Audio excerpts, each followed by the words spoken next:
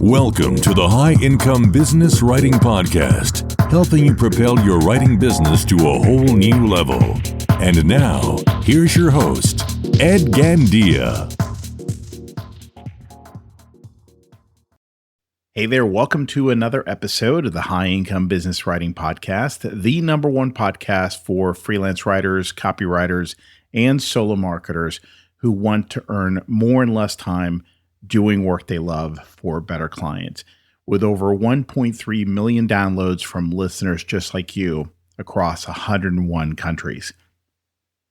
Today, I'm going to share some really fascinating insights with you about AI usage among writers and copywriters and the impact that it's having on their business. Now, much of the stuff I find to be surprising, and it tells a really fascinating story, in my opinion.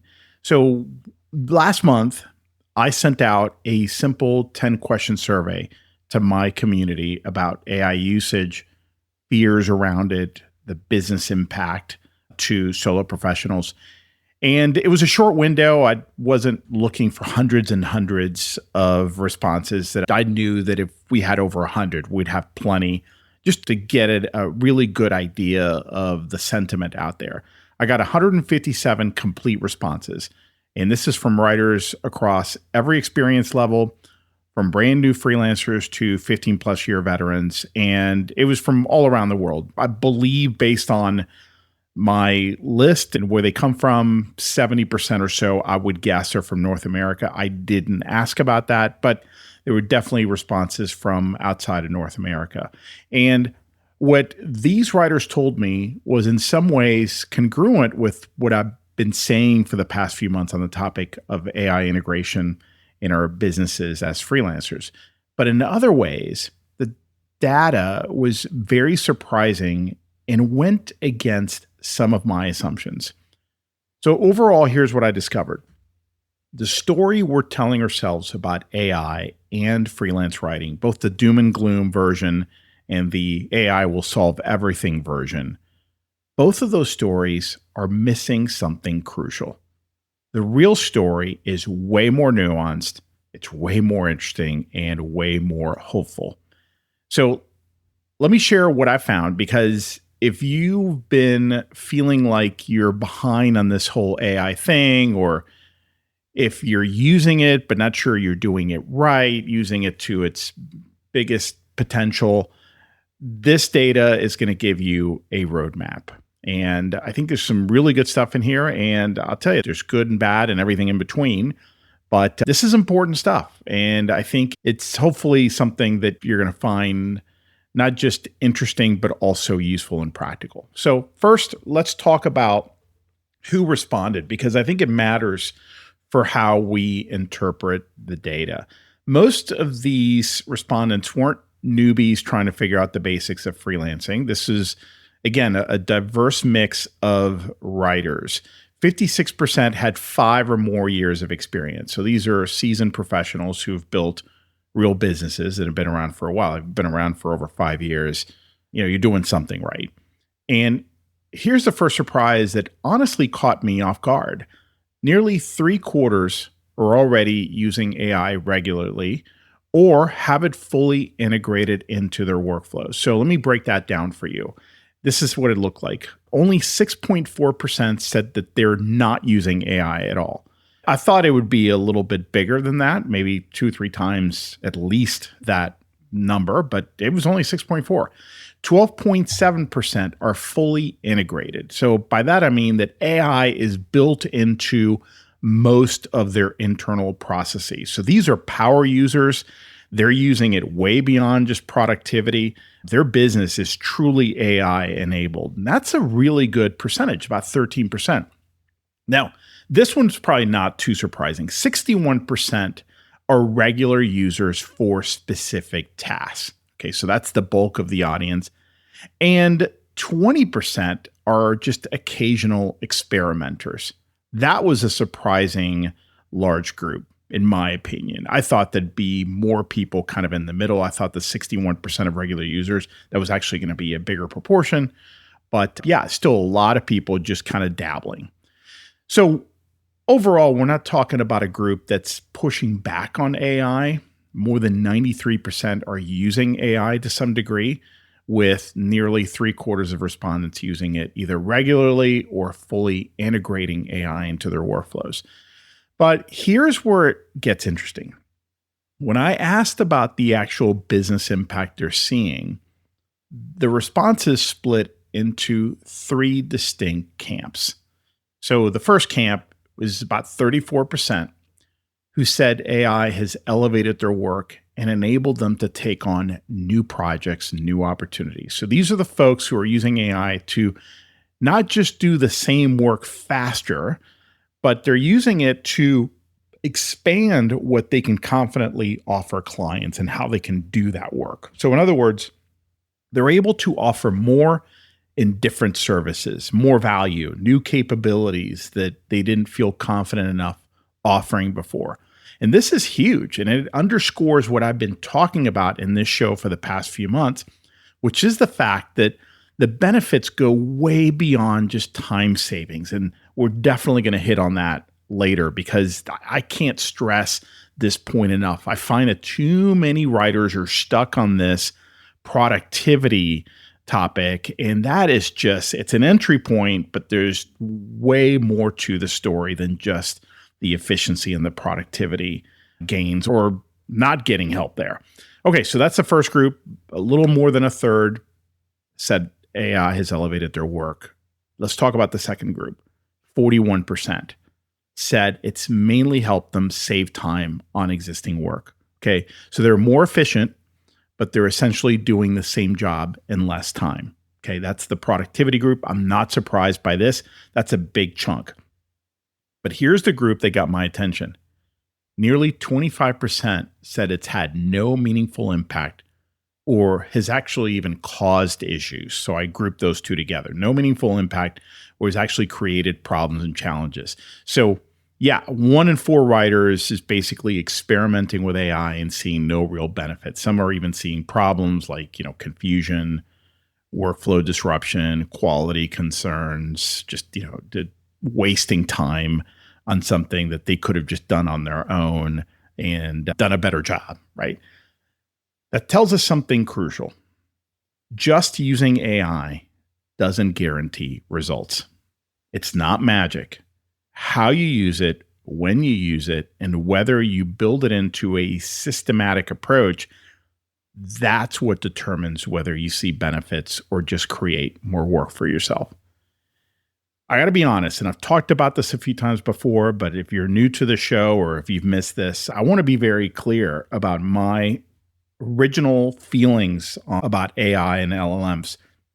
In 2023, early 2023, I was in that 25% group and I was there for a few months. So meaning I didn't feel it had a meaningful impact of anything. It was just a distraction. I was playing around with ChatGPT, asking it to help with outlines or research, but it just felt random. I was dabbling. Sometimes it was helpful, sometimes not. Sometimes it would give me great ideas. Other times I'd spend more time editing its output than I would have spent if I'd just written it myself. And the breakthrough came when I stopped thinking about AI as a writing tool and started thinking about it as a thinking partner. And we're going to get to that. So let's pause on that and let's move on to some of the other data. Here's where things got really interesting in the survey results. When I asked about client reactions, so nearly half, 49.7% to be precise, haven't told their clients they're using AI at all. Let that sink in for a second. We're all having this big conversation about AI in our industry. There are heated debates in social media and in writer groups and in communities. LinkedIn posts are going viral about whether AI is good or bad for writers, but half of us are keeping our AI use completely secret from the people who actually pay us, from our clients. Among those who did disclose their AI use, reactions were actually more positive than negative, considerably more positive than negative. So here's how it broke down. About 22% reported they got positive client feedback versus only 10% who got negative feedback when they revealed this. Another 18% said clients had neutral reactions to the revelation, to the admission that they were using it, meaning they didn't care one way or another. So here's how I think of it. We're hiding something that clients generally react well or neutrally to, because if you add up those numbers, the 22% positive, the 18% neutral, that's 4 times greater than the negative reaction number of 10%. Okay, so to me, that says that clients are generally much more open to this than we might think, everything else being equal.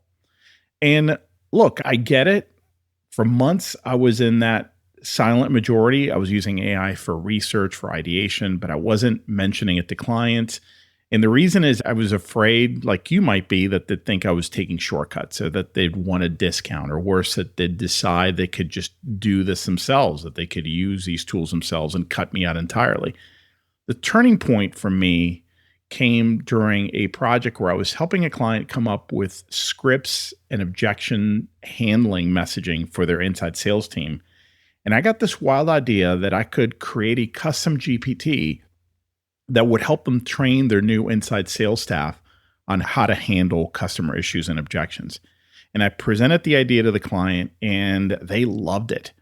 Since then, I've also created some other tools like this. So specifically a custom GPT for them on operational FAQs that is helping their general manager get all of the stored knowledge out of her head and into a tool that helps those who have questions get the answers they need fast without having to chase her down, right? So this is someone who's got all this, institutional or corporate knowledge, and the only one who has it is her. It's like, how can we get that information out of your head, put it in a place where people can query it and then not have to bug you? Think about the downstream impact of having that. So that was a moment I realized that this fear of revealing it and what that would do, that was mostly in my head. Now, speaking of fears, let me share what writers are most worried about, because understanding these fears is critical for moving forward strategically. So the number one concern, which was cited by about 27% of respondents, is that of client perception. What will they think if I reveal it? Which is what we've just been talking about, right? That was by far the biggest fear. It's not just a simple fear. When I read through the open-ended responses, I could see the nuance. There were several flavors of this. Writers are worried about a number of specific things under this umbrella. So things like clients might think anyone can do this and then push my rates down, or they'll assume that I'm being lazy or cutting corners, or what if they decide they can just use these tools themselves and then they don't need me and they can just cut me out, or I'm afraid that they'll lose trust in my expertise. These are not irrational fears. These are business concerns from professionals who have worked hard to build client relationships and command good fees. Quality and accuracy concerns came in a very distant second. It was about 11.5%. Now, I don't want to diminish this fear because it's real, but I thought it was really interesting, the gap between the top concern at 27% or so of client perception, and then the quality and accuracy being so far in second place at 11.5.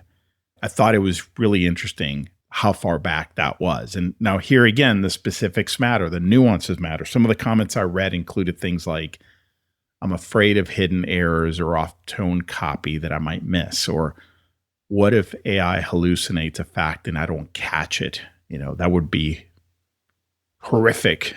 I worry about my writing starting to sound generic, right? So very legitimate concerns. Now, from that fear, there was another big drop off. So the next biggest concern or fear was that of originality or plagiarism. So essentially, will my copy sound generic or get flagged as being plagiarized? This concern was cited by about 5% of respondents. So there was a big drop from 11.5. Also, 5% of respondents or so cited over-reliance on AI and then creativity loss as their main fear. So basically, kind of the fear of that muscle, that creativity muscle atrophying. Now, from there was a long tail of concerns. Things like environmental impact at 3.8%, the keeping up curve, 3.2%, meaning like hard to know what to learn next, that sort of thing. Data security, 3%. I can't risk that client data will end up in a public model, those concerns. Price pressure and displacement came in at only 1.3%. So that's the worry that AI is going to replace me, drive prices down. And I thought that was really interesting that number was so low. Legal ethical risks, also about 1%. And then there was a big category of other vague, mixed answers. That was about 39%. And the reason that was a big group is this was an open-ended question. And many of the responses were hard to code because they included a mix of answers rather than one main one. And we had to look at each one individually to see, is there one that really rises to the surface here? But it was either hard to understand or it was a mix of things or a whole paragraph of concerns that it was difficult to kind of pull one out that really seemed to be their main concern. Now, there's something else in this data that I think is crucial. When I cross-reference fears with future AI plans, so how they essentially plan on growing or slowing down their AI use, most people plan to move forward with more AI usage and integration despite their concerns. And I thought that was really interesting. So even among those who cited client perception as their biggest fear, 65% still plan to double down on AI use over the next 6 months. Among those worried about quality issues, 56% plan to use AI more over the next 6 months. The only fear listed that seemed to be actually stopping forward momentum in terms of AI adoption and use and growth is that of security concerns. So when writers are mostly worried about violating NDAs or client confidentiality, only 31% said they were unsure about future AI use or plan to avoid it. I shouldn't say only. I mean, that's a significant amount.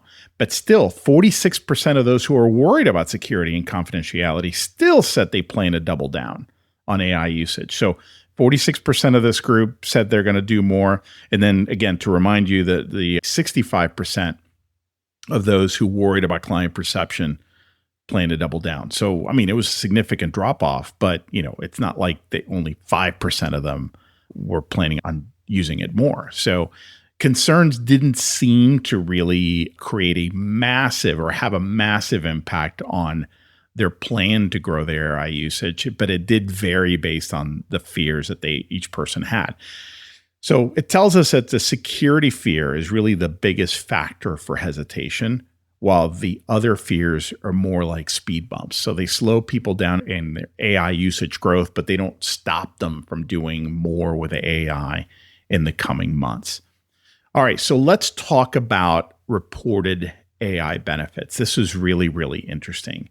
When I ask writers about the biggest benefits they're seeing, the responses painted an interesting picture of how AI is actually being used in real freelance businesses. So speed was at the top of the list. 41% said that AI has mainly helped them save time. That's the biggest impact it's had on their business, essentially. That's the biggest benefit they were reporting. And that makes sense. I mean, speed is usually the first benefit you notice when you use these tools. You fire up ChatGPT or Claude to help you with an outline, and suddenly what used to take, let's say, an hour, with a little bit of practice takes 20 minutes or so. But here's where it gets more interesting. More than 34% said that AI elevates their work or enables new offerings or to take on new projects they wouldn't have taken otherwise or couldn't have taken on before. So that's really interesting. Now these people are starting to see a different side of this. Now, I want you to pay attention to this group, the one who said that AI elevates their work, because when I dug deeper into this data later, I found that this group is experiencing something fundamentally different from the group that's more focused on speed and productivity improvements.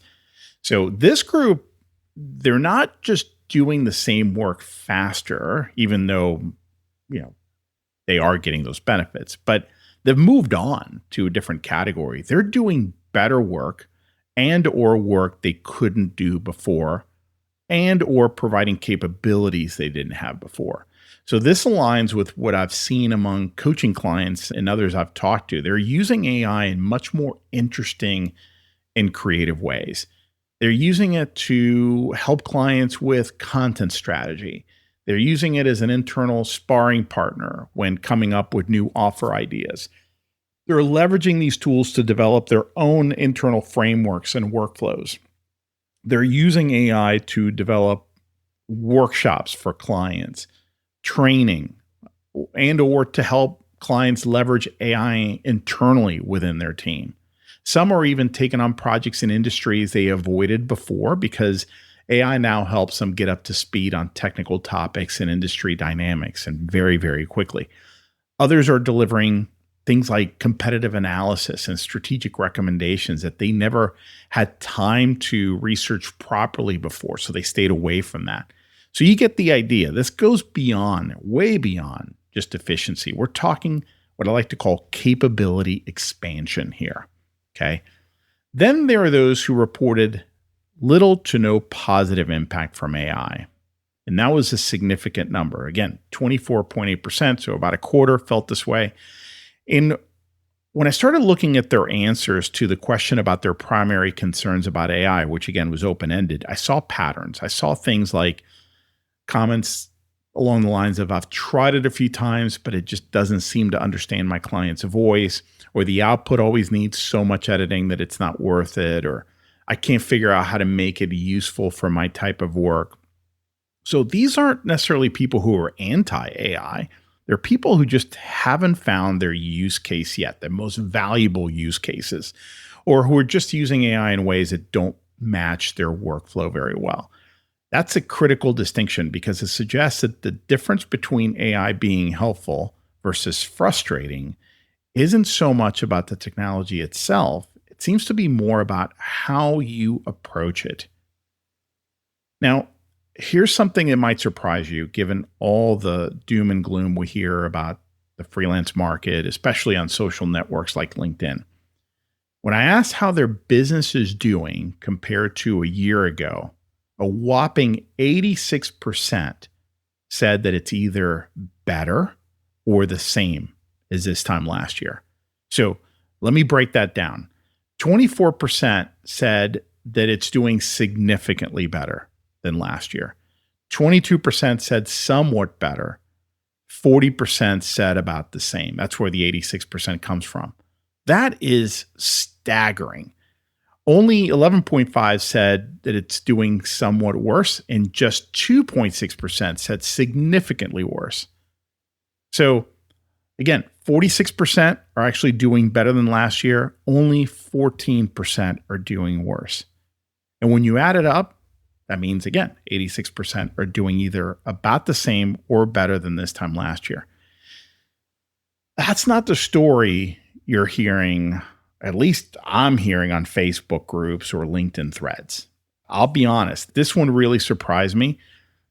Based on the conversations that I see online, the threads, I expected more writers to report declining business, but the data tells a different story. Now, I want to be careful here because this isn't, of course, a random sample of all freelance writers. These are people in my community who follow my content, who took the time to respond to a survey about AI. So there's automatically some selection bias baked into this. I want to be fair. Let's look at some of the factors that could be contributing here. But that's still a significant number because these are the writers who are paying attention. These are the people who are engaged with industry discussions, who are thinking about how to adapt and evolve their businesses. And they're not just getting by. According to the data, most are thriving. Here's my theory about what's going on here. There are definitely many writers who are hurting. There's no doubt about that. And I've talked to them. And they're making that known in their social posts. So this, I think, has created a situation where writers who are doing about the same or better just don't feel comfortable posting about their success because they don't want to appear to be boasting or flexing. So they stay silent on the fact that they're doing well. Jennifer Goforth Gregory had a very similar take on this when she recently did a poll on LinkedIn on the same subject this past summer. So an overwhelming percentage, and I don't have the numbers here in front of me, but I remember an overwhelming percentage of her poll respondents on LinkedIn were also doing about the same or better as last year. And she theorized that they're just not posting about it for the reasons I stated. They're not talking about how, oh man, this has been such a great year, because they're being sensitive to the fact that a lot of people don't feel that way. My hope is that this bit of street level intel is good news for you. And yes, when you're hurting, it feels like that's the only reality out there. I've been in that situation many times before, so I get it. But the doom and gloom narrative, at least according to both my survey and Jennifer's LinkedIn polling, doesn't seem to hold water. Now, look, let's be fair. I didn't get into specific income levels. If you're saying you're doing the same as last year, again, that was 40%, I believe, of the group. What if you earned $20,000 last year? And, that wasn't enough, but this year you're also on track to make 20,000, which is still not enough, but you still answer the question, you're doing about the same, right? So we don't know I don't have data that allows me to drill down into, well, what does that mean? But I still say that this is still hopeful, because if you're doing at least the same or better, and it's 86%, I think there's hope. All right, now let's talk about how writers are thinking about the future. So when I ask them about future plans, the momentum becomes even clearer. So here's what it looks like. 60% plan to double down on AI over the next 6 months. Another roughly 20% plan to start using more deliberately. Only 18% are unsure about what their plans are over the next few months. And just 2.5% plan to avoid it entirely. So the market is moving forward decisively. When you add up these numbers, that means that 80% or so are saying they're going to do more with AI over the next 6 months. But here's what I think is really going on underneath these numbers. And I'm just speculating here, but I don't think I'm wrong. The writers who are engaged enough to respond to surveys, who are thinking strategically about their businesses, who are experimenting with new tools and approaches, these are the writers who adapt well to change. They've probably adapted to changes before. They've survived algorithm updates. They've survived recessions, economic downturns, shifts in client preferences. They know how to evolve their businesses. And again, a very large percentage of people who responded have been around for a while in the business. The writers who were struggling might be less likely to engage with content and surveys like this, less likely to be thinking about strategic adaptation. So while this idea is encouraging, I don't think it means the challenges aren't real. I think it means the writers who are positioned to navigate those challenges successfully are the ones who stay engaged and just keep learning. All right, next I want to talk about what I think is the most important finding in the entire survey.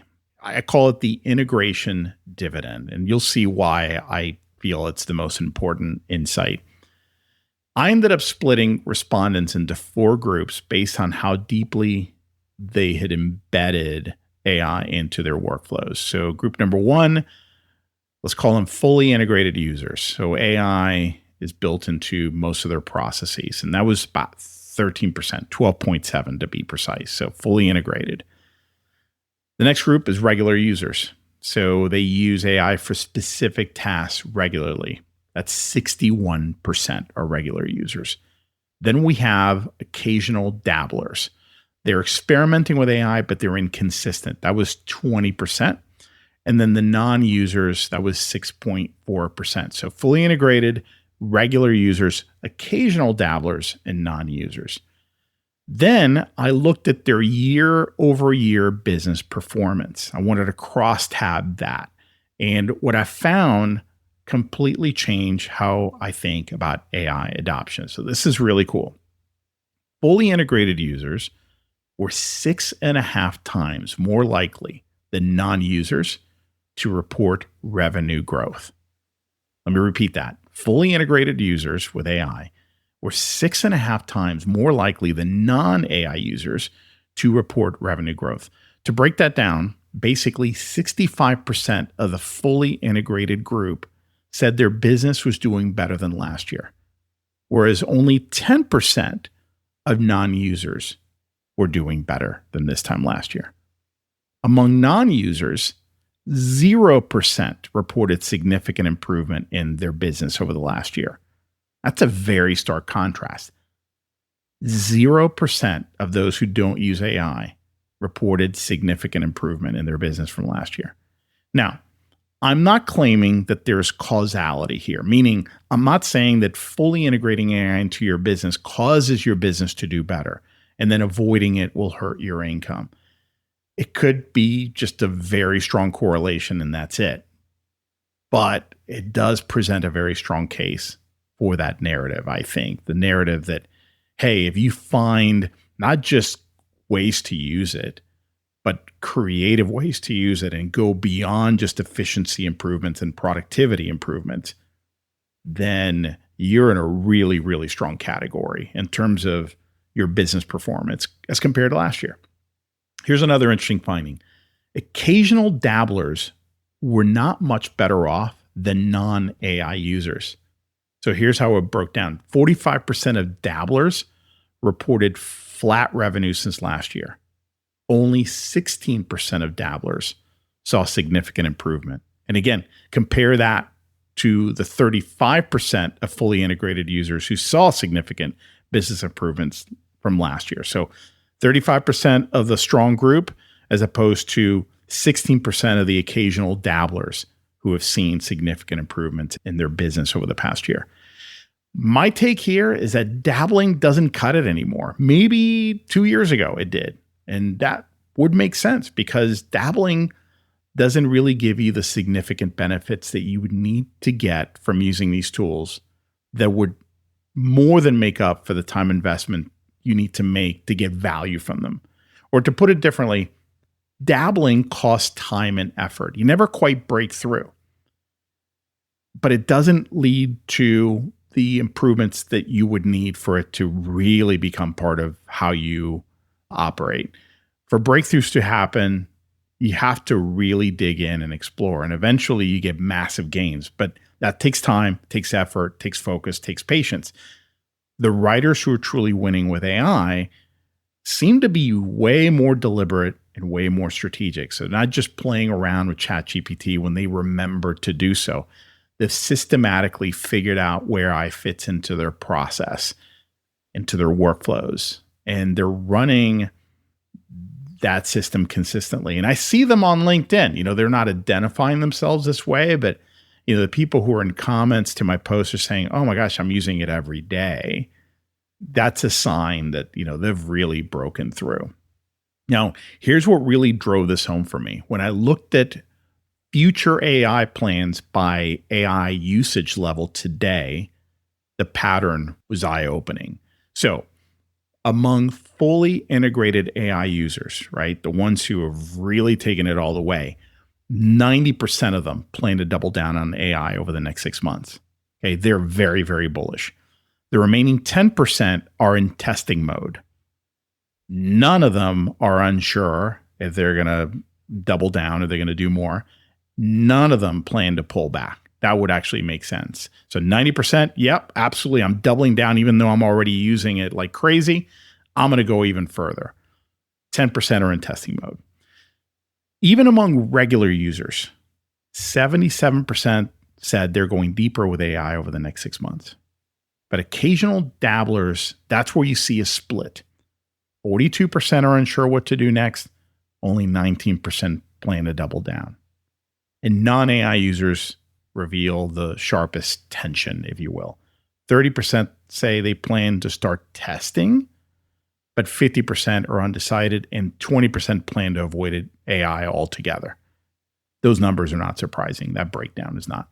So here's what I think is happening that would explain the discrepancies from those who are getting huge benefits versus those who are not. The fact that momentum compounds. So let me explain that. I really believe that once you see what's possible when you double down on systematic AI integration, you just can't unsee it. The confidence builds on itself. You start seeing opportunities everywhere. But again, if you're just dabbling, you get mixed results. Sometimes AI helps, sometimes it doesn't. You never quite build a confidence or the systems that create consistent value. It's like the difference between someone who works out occasionally versus someone who has a systematic fitness and a workout routine. So the occasional exerciser gets frustrated because they don't see consistent results. The systematic person, though, they build momentum and they see compound benefits, right? Okay, so let's move on. Here's one of the most interesting patterns that I saw in the data. I think this one will resonate with a lot of people in my audience, and it's very important. And I hope it's a call to action for some of you. I'm calling it the hidden revenue paradox. Okay, 32% of respondents reported that AI had helped them significantly, but their revenue hadn't improved. Some even saw that revenue decline. Okay, so think about that. 1 in 3 writers using AI effectively are seeing clear benefits in their work, but not making more money. That was a huge red flag for me because it reveals something we're not talking about enough. The fact that efficiency without strategy is just elaborate busy work. Or to put it another way, if all you're getting out of it is doing good work faster, you risk falling into a big trap. One where all you're doing is opening up capacity to do more, but not getting paid more for the work you are doing. And that was a big concern of mine about a year and a half ago. And I was thinking in very binary and linear terms. It's like, well, this is really just a productivity tool, which is great. But what will happen is now we're just going to have to take on even more work just to maintain our income level. And so this group, 32% of respondents, are kind of stuck in that hamster wheel right now. So what could be happening here? I see 2 possible patterns. First, many writers are probably using their time savings to take on more of the same work rather than better work. And I think this is a very high probability, especially considering where things are in the market. There's a lot of fear. A lot of people are just saying yes to everything. AI helped them write blog posts faster. So what do? They wrote more blog posts over the past year, but they didn't raise their fees or expand their scope with clients. They didn't try to look for new, different opportunities with these clients. They just filled the time they saved with more low margin work. That's that hamster wheel trap. You get more efficient, but you use that efficiency to do more of what you're already doing instead of doing something more valuable that gets you better paid. Second, they've probably started adding more value without charging for it. I think this is a very good possibility as well. I don't think it's as possible or as likely as the first scenario, which is more straightforward, but I think we're starting to see some of this. Completely anecdotal, just me having conversations and noticing that writers in some cases are adding more value and they're just not getting paid for that or charging for it. So with AI, it became easy. This is me speculating. It became easy over the past year to throw in things like competitive analysis, headline alternatives, repurposing suggestions, or maybe even a repurposing plan. These tools made creating these additions feel effortless. So these writers just did them and they threw that in as added value. But they packaged them as just that, just value adds instead of separate billable components. So my take is this. These folks, and I'm talking about this 32% who find themselves in this situation where they're getting great value from AI but not making more, these are the early adopters. So they leaned in over the past year or two. They figured out the AI tools. They saw real benefits. So If they're not seeing the revenue gains, despite the fact that they're using AI very effectively, that's not a failure of the technology. That's a signal that pricing, packaging, and positioning need to catch up. Let me say that again, because this is really, really important. I think it's so easy to get caught up in this, especially if you're tired. If you're like, man, I'm doing so much more work and I'm offering all this value and I'm looking at my QuickBooks and I'm not earning anything else. So, AI is just a sham. I think it's very easy to fall into that trap. So, again, this is not a failure of the technology. This is a signal that things like pricing, packaging, and positioning need to change. Those need to catch up to the value you're now creating. The point, though, and this is so important, if the early adopters are struggling with this, imagine what's going to happen as more writers start using AI without thinking through the business strategy changes they need to make. So I don't think this is going to be over anytime soon. You got a whole set of people who are still not caught up, and they're going to fall into that same trap. It's almost inevitable. It's like a rite of passage, it seems like. It's just natural. So I predict that what will very likely happen is that we're going to see a lot more writers who can work faster but can't charge more. They're just going to move through this phase. They're going to deliver better results, but they're not going to capture that value. They're going to become more capable, but they're not going to become as profitable. Now, the solution here is not to use AI less. It's to think more strategically about what AI enables and how to monetize those capabilities. And that's not just going to happen on its own. You have to do this proactively. It takes work. It takes strategic thinking. It takes courage. But it's all worth it, in my opinion, because things are not going back to the way they used to be. We've entered a whole new era in this business, and you need to prepare yourself for this new model of creative services. I firmly believe that this is, that trap door, that's shut. It's not, you can't go back. So you have some choices you need to make. And I'm not judging, everyone needs to make their own individual choice based on their very specific situation. But you need to start thinking about how you're going to do this, because you can't be passive anymore. You have to make some decisions. All right. This connects to another important finding from the survey.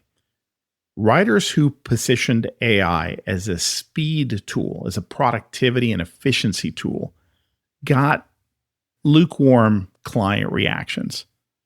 But writers who positioned it as a value elevator, so to speak, got nearly double the positive feedback from clients. All right, let's unpack this. So, among writers who said AI's biggest benefit was elevating their work or enabling new value-added offerings to clients, specifically 44% reported positive client feedback. Among those who said AI mainly speeds up their processes, only 25% got positive client reactions from revealing the fact that they do use AI in their work and their workflows and their projects.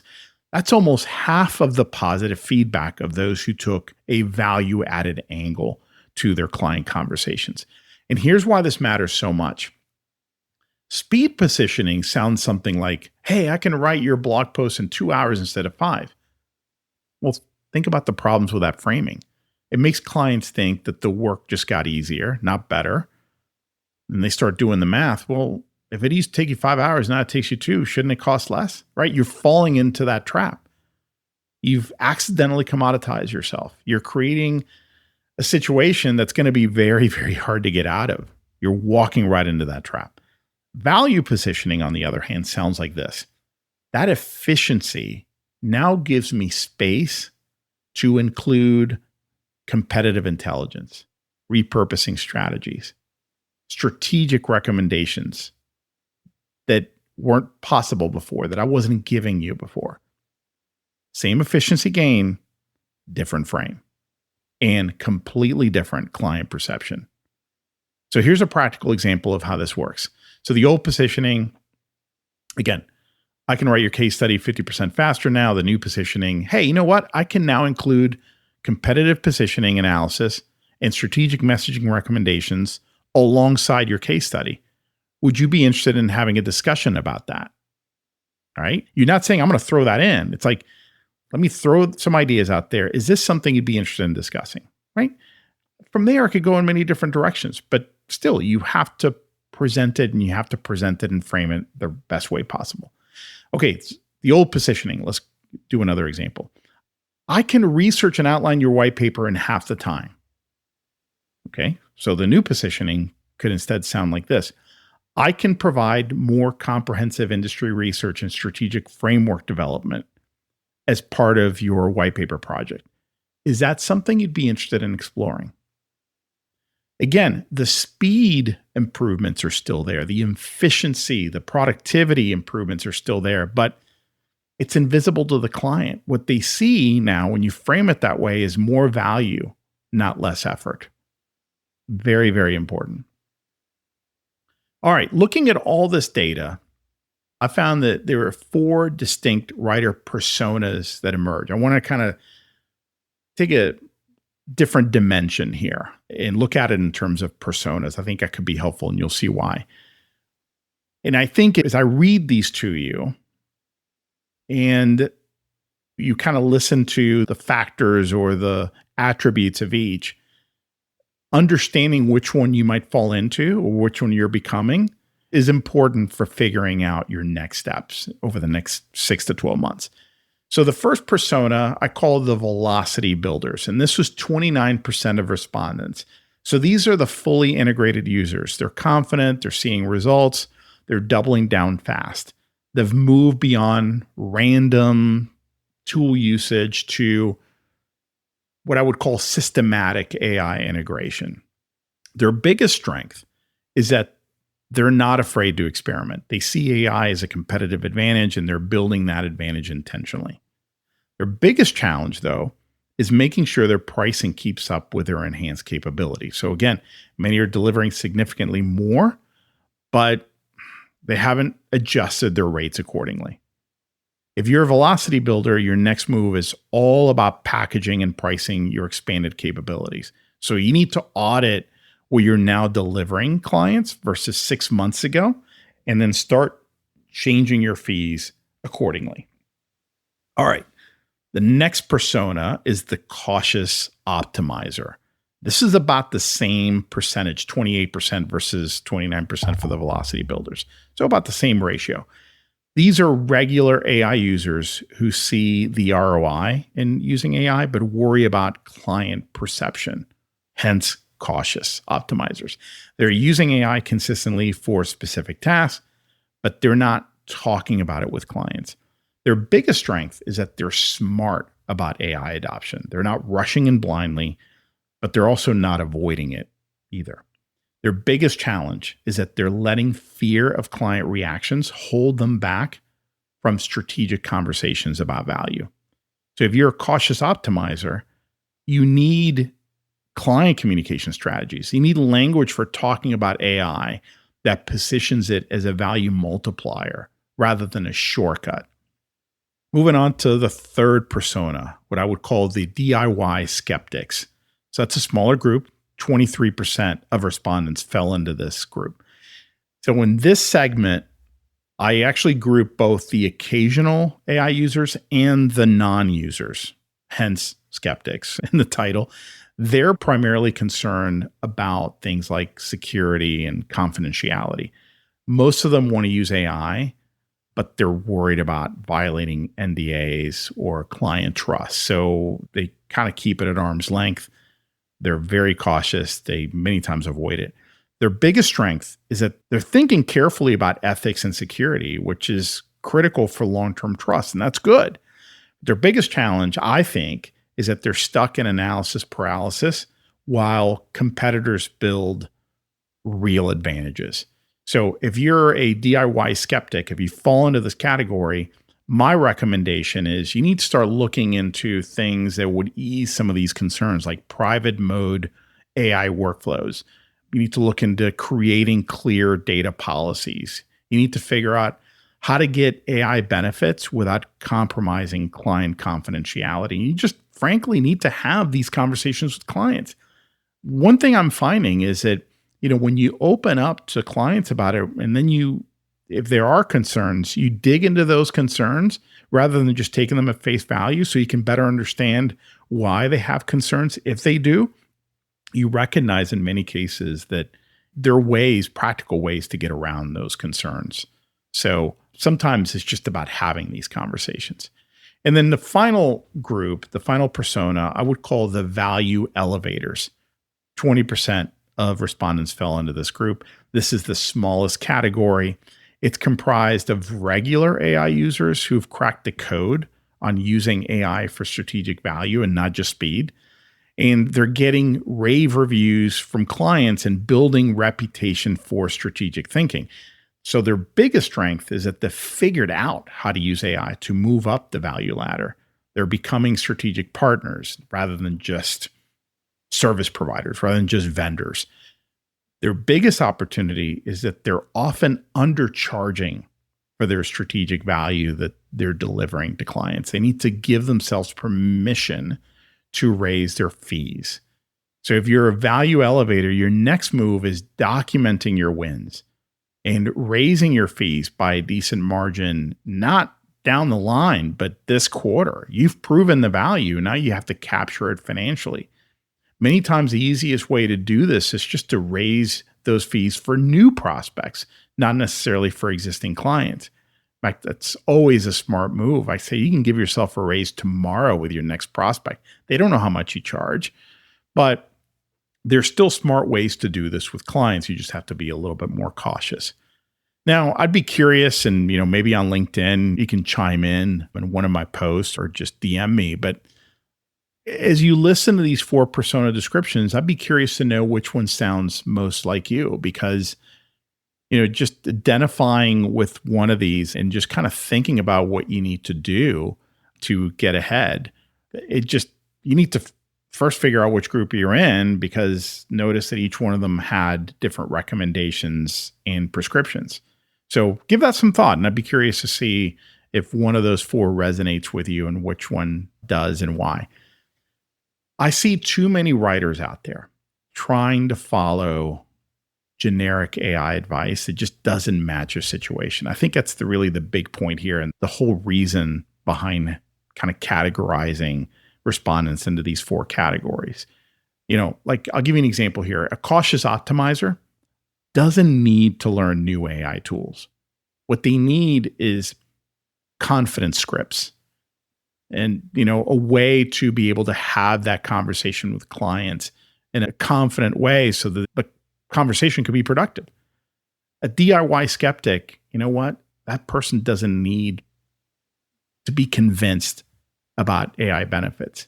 They already know that. What they need is security protocols. They need ways to feel confident that they're not going to misuse private client data. So again, just know where you are, understand why you're there, and then take the right next steps for your situation. Okay, so what does all this mean for you? How do you take these insights and turn them into concrete action steps? Well, first, if you're still dabbling with AI, it's time to get systematic. As I mentioned earlier, random prompting isn't a strategy. Dabbling isn't a strategy. The data clearly show that occasional use just doesn't move the revenue needle.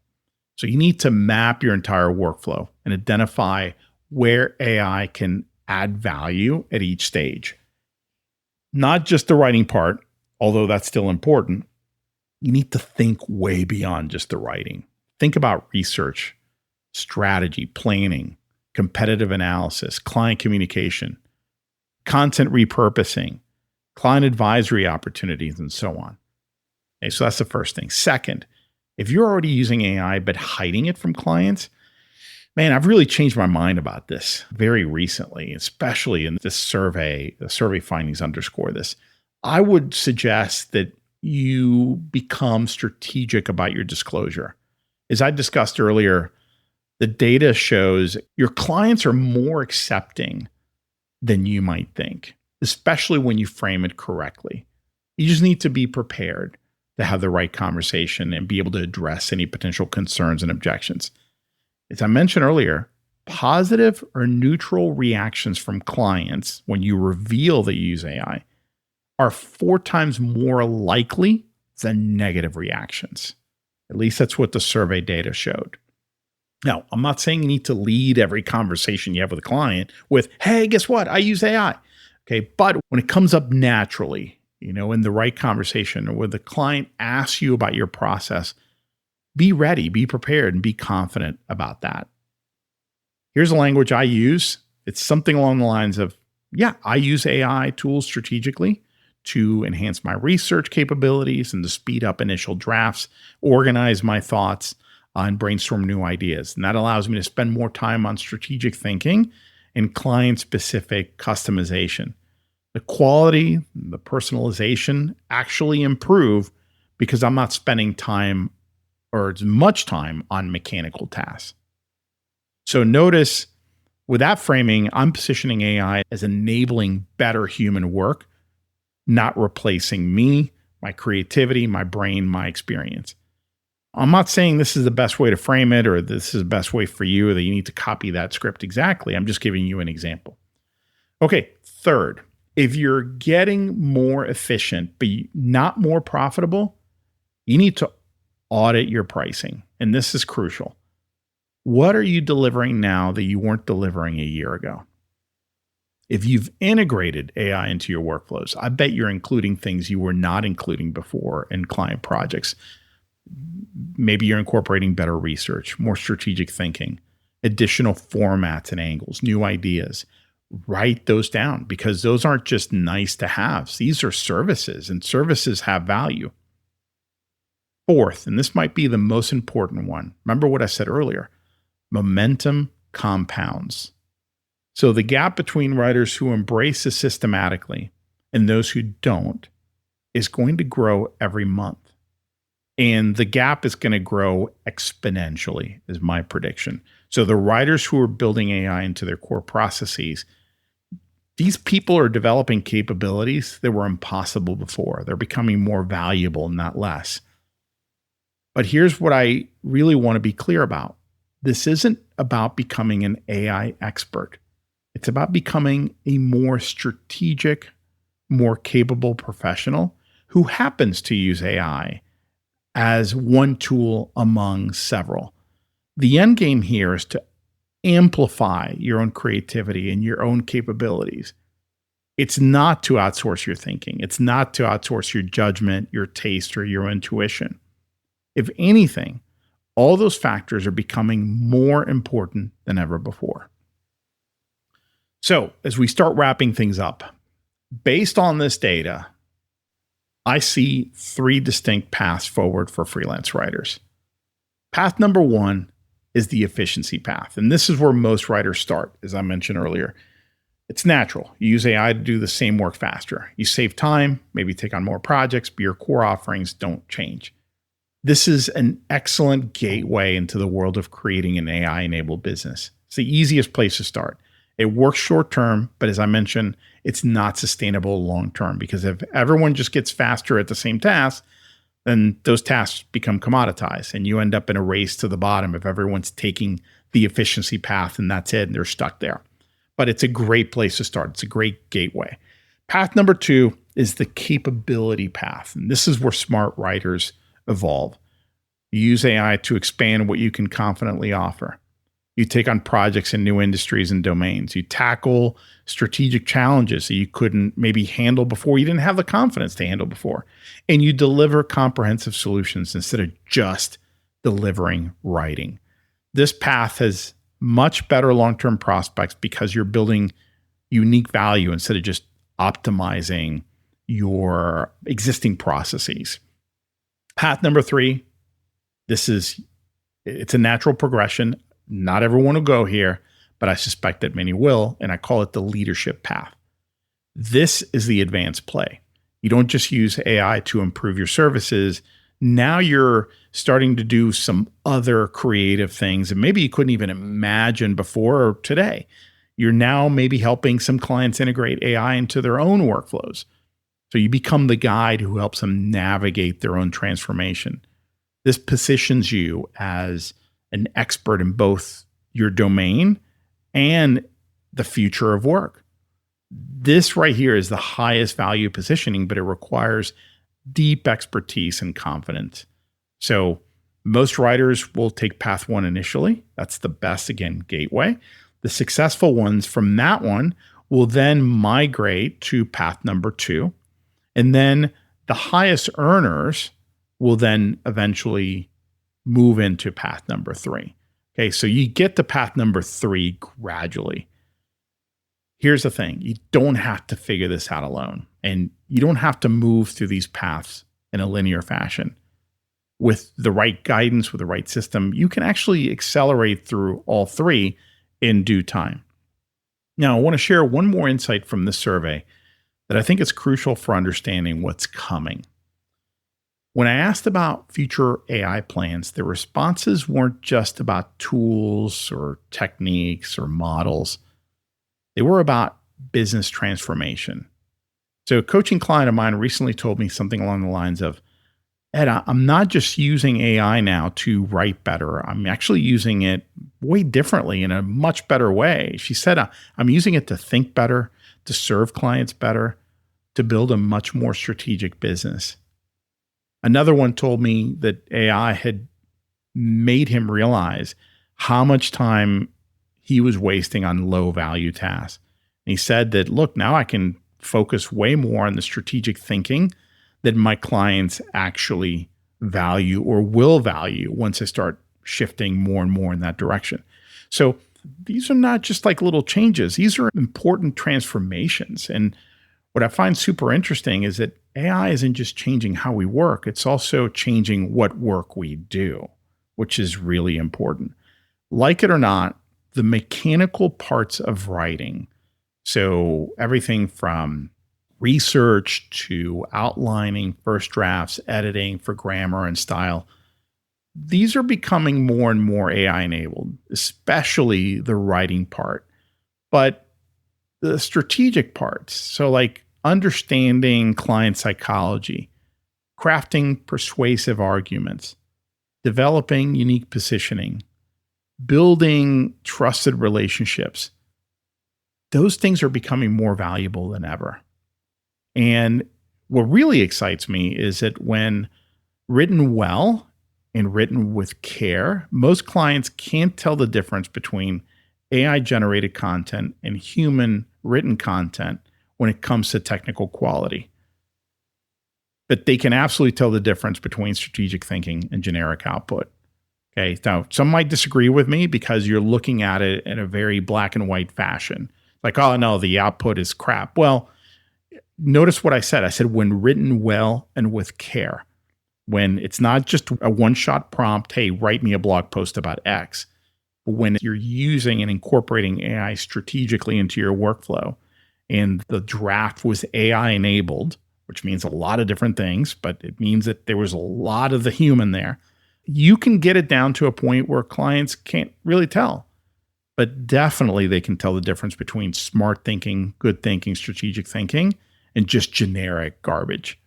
So freelancers who learn how to use AI to become better thinkers, more strategic, a little bolder, and to bring better solutions and ideas to clients, those are going to be the professionals who will do very, very well over the coming years.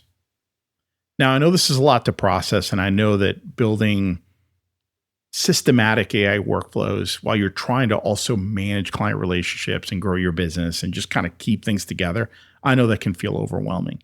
I get it. When I first started mapping out my AI integration strategy, I felt like I was trying to rebuild my airplane mid-flight. I was trying to put things back together in a new way. Every new tool promised something revolutionary, and I just couldn't figure out how to make it all work together in a systematic way rather than kind of a random, I'm trying new things every week and I'm just scattered and paralyzed. And that's exactly why I created the AI Advantage Bootcamp.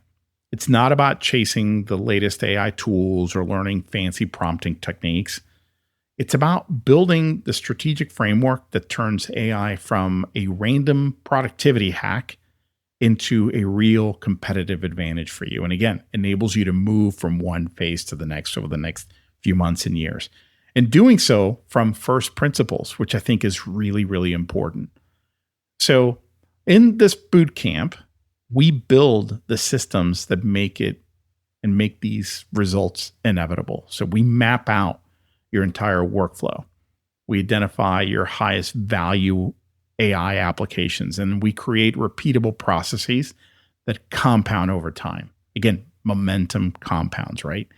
We work on client communication strategies, pricing conversations, service packaging, because the technical stuff is only half the battle. The business strategy is what determines whether you capture the value you're creating. I'm running the boot camp again starting in early November, and registration opens up in hopefully in about 2 weeks. So I would say if you're interested, keep an eye out for that. And if you want me to give you a personal heads up, just in case, drop me a line at ed@b2blauncher.com, and I will personally email you the information once I have it out, just in case. But in the meantime, here's one simple step you can take this week that will immediately clarify your next moves. Audit your deliverables from the past 6 months. Look at what you're delivering to clients now versus what you were delivering 6 months ago. I guarantee that you're including things you weren't before.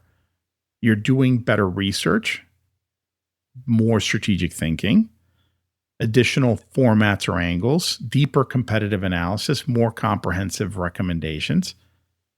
Maybe some combination of those, or even just some small version of one of those.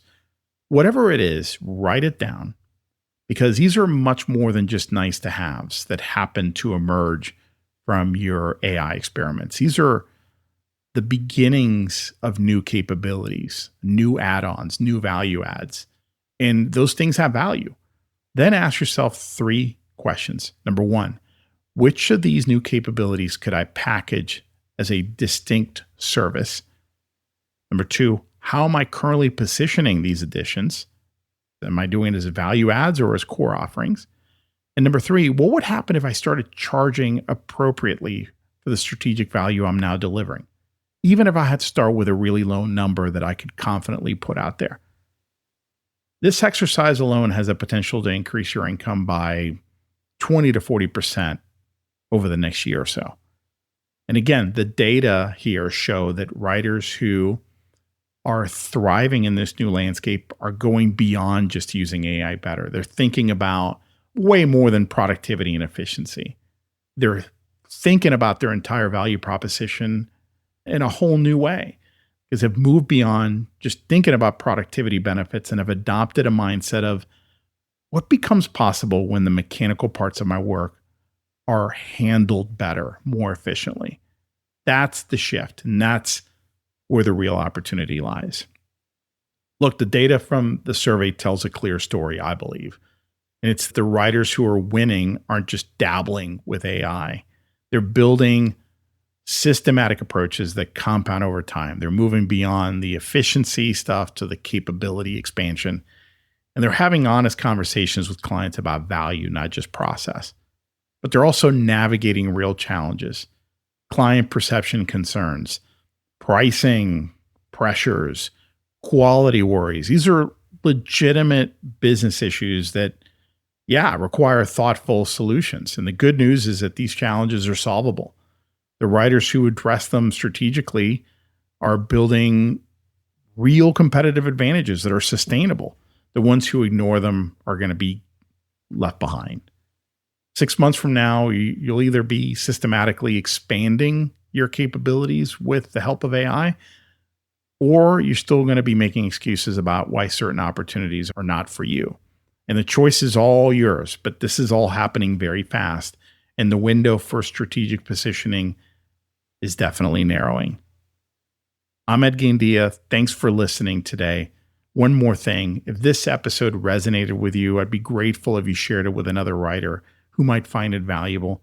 These conversations matter, and they're better when we're having them together. The freelance writing industry is changing way faster, I think, than most of us expected. But change also creates opportunity. So this is all about adapting strategically.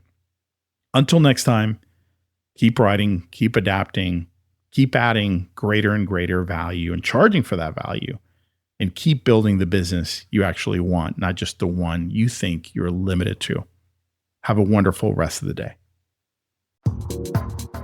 Well, that's it for today. I hope you enjoyed the episode. And just a quick reminder to grab your free copy of my latest book, Earn More in Less Time: The Proven Mindset, Strategies, and Actions to Prosper as a Freelance Writer. You can get your free copy at b2blauncher.com, where you will also find the detailed show notes to this and all my other episodes. Enjoy and have a great day.